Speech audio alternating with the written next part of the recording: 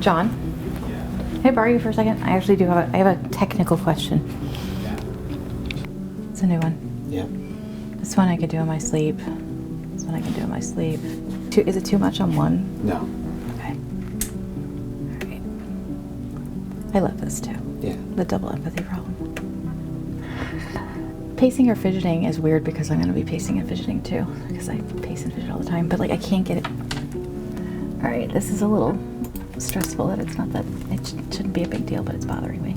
I am a neurodivergent neurodiversity activist. I'm an author, I'm an educator, I'm a special education advocate, and I'm a parent. So I sit on all of these sides of neurodivergence and do a lot of training with educators, I do a lot of training with families, I do a lot of work with kids, and my whole goal is to make sure that we are working to make a more nerd-affirming world for those kids so that they don't have to fit into the boxes that we create and that we expand the world for the kids that we have.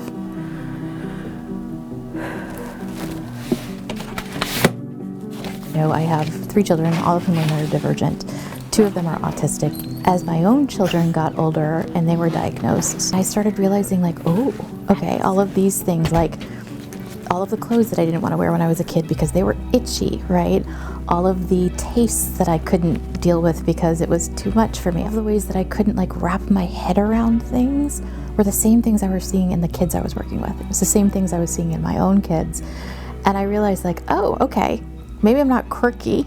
I mean, maybe I am quirky, but maybe there's something else going on. Maybe it's with the way my brain is wired.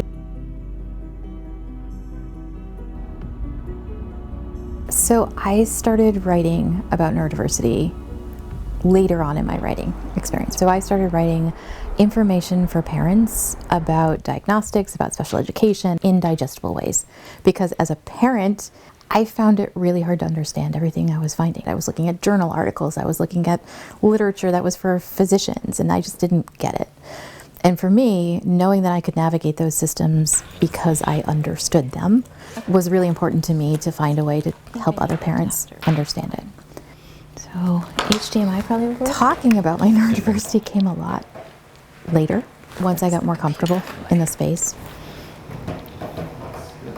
And I work with communities to talk a lot about sort of how do we look at embracing all the minds that come into our spaces. And so that's kind of what Nis and I had talked about today, is thinking about how it's hard to be public facing, right? It is hard work to be public facing and to think about what might be going on for you, for all the people around you, and how do you start having conversations about how do I respond, how do I react, how do I sort of do all of these things. The biggest challenge that families face it's either judgment or the fear of judgment. When you have students who are disabled in visible ways, parents have an easier time showing up in spaces because other people understand what's happening. When you have kids who have neurodivergent brains, oftentimes what you see are behaviors, and that's the outward sign of what they're struggling with.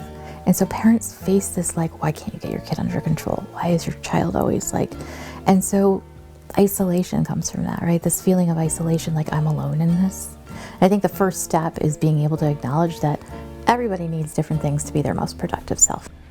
I also think that a society that like really embraces neurodiversity is a society that's able to say like, the path can be different, the journey can be different. One of the things that my child was most afraid of was getting a migraine.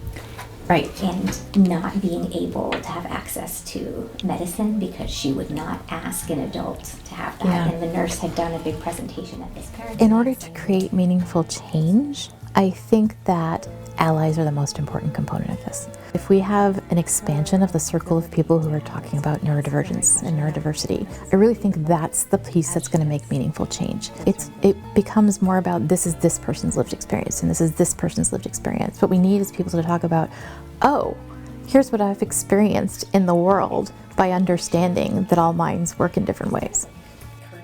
Yeah.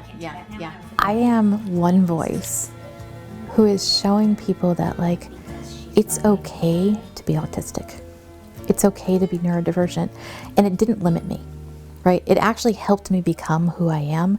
Exactly. Experiences that, I don't know, like it makes me feel like college is possible. Yeah. The neurodivergent child that you have today has a whole journey in front of them. You don't know who they're going to be. But what you do know is if you bring in support and you help them understand how their brain works, they can do lots of things. It's okay to just like watch it unfold.